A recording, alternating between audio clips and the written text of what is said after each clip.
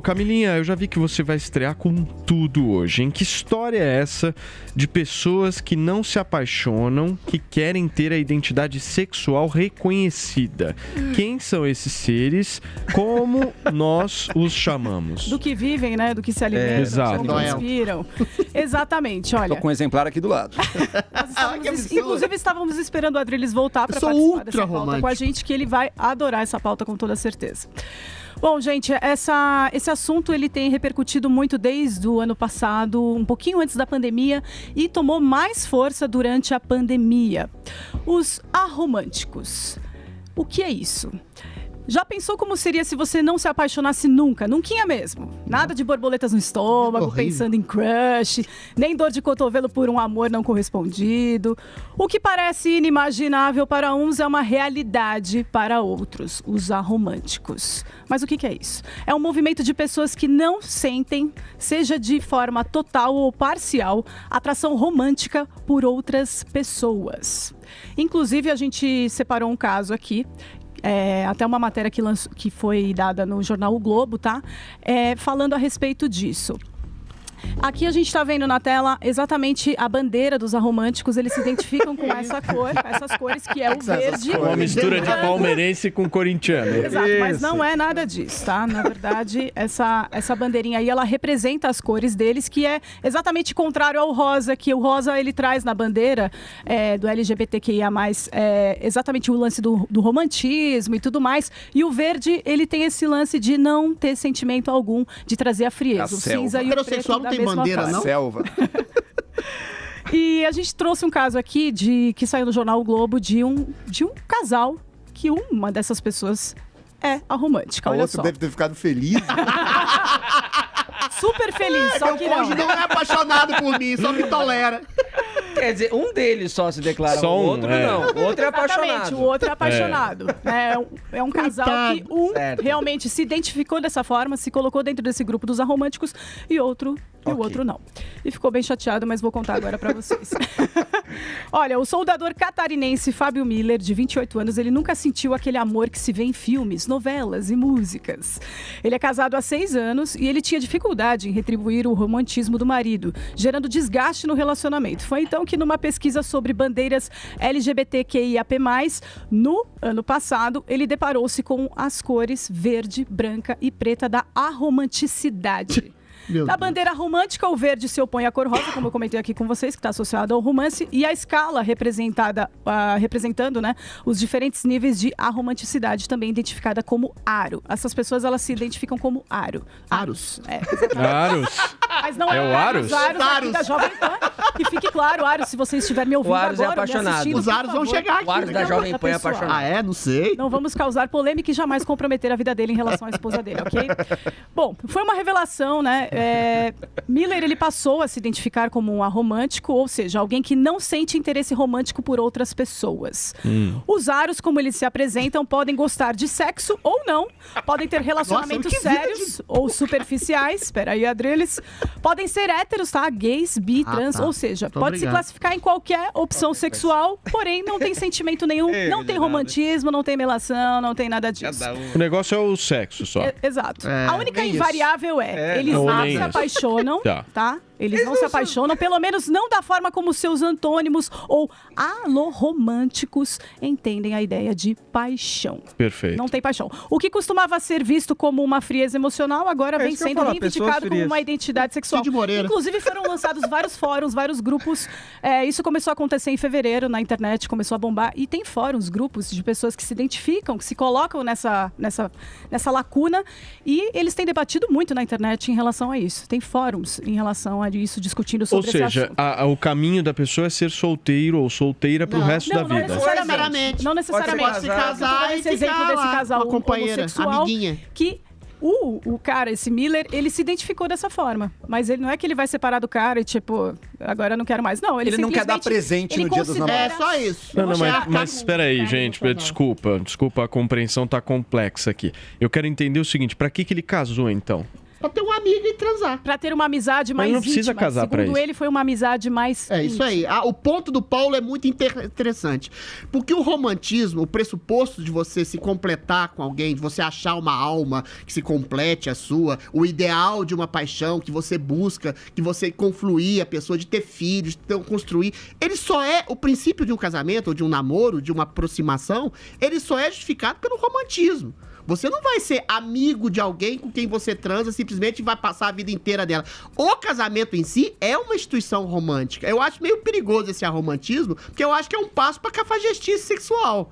Você usa alguém... É o passaporte. É o passaporte pro cafajeste. Você usa alguém e fala, não quero me envolver, não quero me apaixonar, não quero casar. E se eu me casar, eu não lhe atribuo a fidelidade eterna, eu posso ficar com outras pessoas, porque a minha sexualidade independe da idealização que eu faço de você. Pra mim faria todo sentido isso se o casamento não estivesse inserido nesse processo. É isso, exatamente. Aí tudo bem. O casamento, cara, romântico, eu quero pegar geral e não quero ter relação com ninguém. Tudo bem, eu acho até beleza. Um ponto. O romantismo no casamento, a paixão no casamento, a atração sexual até no casamento, ela tende a arrefecer. Todos esses elementos, você se transforma num amigo. O aromântico vai no no final no anti-ideal do final do casamento. Você já chega, vamos estabelecer um pacto de amizade em que, eventualmente, eu posso até não ter tesão em você, não sou apaixonado por você, não gosto tanto de você assim, mas te acho um cara legal, uma mulher legal, e vamos ter uma parceria e vamos ter filhos. Ora, isso não existe, porque a gente sabe que o casamento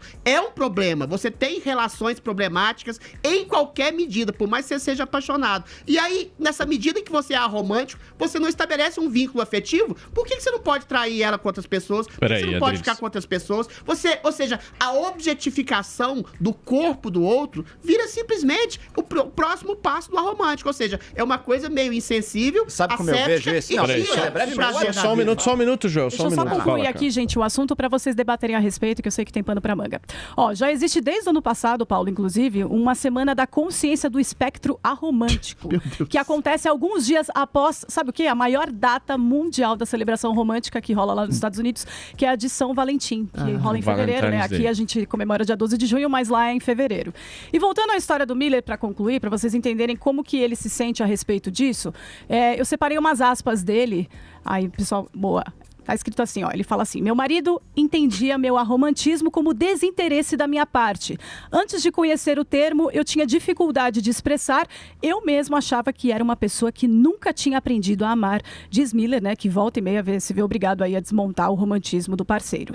Gosto muito do meu marido, gosto da companhia dele, das conversas, da amizade e do afeto, mas o romantismo é quase inexistente. O que tenho com ele é uma amizade mais... Eu não consigo entender isso, mas final de casamento. Joel Pinheiro. Diga, Joel. A distinção que eu ia fazer é justamente essa que ele acaba fazendo aqui, entre paixão e amor. Eu acho muito triste uma vida sem paixão. Uma vida em que você não sinta que você precisa daquela pessoa, que você quer estar junto, que você, cada momento que pode, você estar junto dela. Eu, inclusive, estou vivendo um namoro apaixonado, Adriles. Então, eu tô nesse momento. Mas a gente sabe que a paixão também não dura pra sempre. E existe, isso que eu ia falar, o casamento tem fases também, né? Exato. É o que eu falei. Existe o erro contrário. As pessoas que acham que tudo se resume na paixão. Não. Porque daí acaba. E daí você precisa de um pro outro, freneticamente. O amor é mais sólido que a paixão. Precisa ter algo mais sólido que se construir no longo prazo e que às vezes reaviva a paixão também no longo prazo. Mas que a paixão não vai ser uma constante por 15 anos de relacionamento. Não vai ser. Mas a minha pergunta... Não vai ser. Então, eu acho que uma coisa ele tá mostrando aqui, olha, ok, ele não tem a paixão, mas ele tá construindo uma relação de amor com ele. Eu acho uma pena a pessoa não ter acesso a esse sentimento da paixão. Mas eu entendo que ele também, pelo menos, preserva outra coisa que é importante. Uma relação construída no amor. Agora, o amor, para ser construído, precisa muitas vezes desse estalo inicial da paixão. Isso é que eu acho diferente. Porque você, no seu amor de longo prazo, você se reporta pela memória aos momentos iniciais de paixão também da história. Você reconstrói essa paixão. Construíram e busca revivar. Ela nem sempre tá viva. Então, essa é uma coisa diferente. Isso aqui, sabe como é que era isso? Era o casamento mais antigo também. O casamento antes do romantismo. Em que o casamento era uma transação. Marido e mulher podiam se amar e construir um amor, mas ele não partia daquela paixão inicial. Você sabe onde é que tem aromântico pra valer? Dubai. É tudo aromântico ali. É exatamente. Tudo aromântico. Porque o ponto, Paulo, é exatamente tá cheio. esse. É que lá eles não têm esse armamento, né? Paulo, o meu ponto é exatamente hoje. A gente vive uma fase de lacração que tudo é abuso. A mulher acha que o cara tá usando ela como objeto. Qual que é a pessoa que vai querer se casar com um contrato vitalício de 50, 60 anos com alguém sem o princípio da paixão, falando assim, não, eu te acho legal, eu te acho bacana, você tem um corpo bacana, a gente vai transar, ter filhos, mas eu nunca vou me apaixonar. Isso não existe. Isso é a ponte para cavagestício sexual, de você usar o outro como simples meio de satisfação do seu prazer. Eu acho que a médio e curto prazo é isso que eles querem, os românticos. Esse papo de casar e ter relações afetivas de amor antes da paixão. Ó, relações afetivas de amor, você tem com seu pai, com seu irmão, com seus amigos. Agora, o que leva ao casamento, à união, à conjunção da carne para ter filhos, é a paixão e o sacrifício da paixão em nome da amizade amorosa. Eu só não consigo entender casa por amizade. O casamento nessa história, pra mim, é muito confuso. Mas o casamento... Vira um surubão. Veja uma coisa, o casamento como fruto da relação... A romântica é surubão. O casamento como fruto da relação apaixonada é do século XVIII pra frente, né? Sim, mas é uma coisa que a sociedade criou. Era uma merda, acho bom, acho uma conquista nossa. Pra isso? Eles estão voltando pra um outro estilo. Agora, você já foi um aromântico surubeiro, Joel? Eu nunca fui um aromântico. Eu já você é meio aromântico, sim. Eu tive um período... Não, você é aromântico. Deixa eu dar a diferença entre nós dois. Você engana. Você engana bem. Não engano não. Eu tive algum momento da minha vida, depois do fim do meu casamento, tudo que eu tive um período de descrença. Eu achei que realmente nunca mais ia me apaixonar e nada. Tive esse período. Agora, isso é muito diferente de outras pessoas, eu não vou dar nomes, que se dizem as mais românticas do mundo. Que fazem mundos e fundos, falam como se fossem arrebatados pelo poeta. amor. Mas na prática é porta giratória da... Exatamente. Deixa eu me justificar aqui. Não, ele não tá falando de você. Eu não tenho nomes, eu não tenho nomes. Ele não tá falando de você. Eu sou apaixonado pela possibilidade de amar. Já amei, já sofri. Agora, eventualmente, o ser humano é bicho. A gente tem atração sexual, a gente tem afeto sem necessariamente estar apaixonado. E enquanto a gente não acha a pessoa certa por quem a gente vai se apaixonar e amar, a gente vai se divertindo com as erradas. Muito bem. Agora, eu não sou aromântico, eu sou romântico e acredito na possibilidade de um romance como percepção de um amor mais pleno. Muito bem. Camila Pavão? Olha, eu queria perguntar para vocês dois o seguinte: vocês acham que surgiu essa nova opção sexual para que sejam inclusos? Porque vocês acreditam que as pessoas, hoje em dia, elas têm um pouquinho de dificuldade em reconhecer os seus próprios sentimentos em relação ao outro?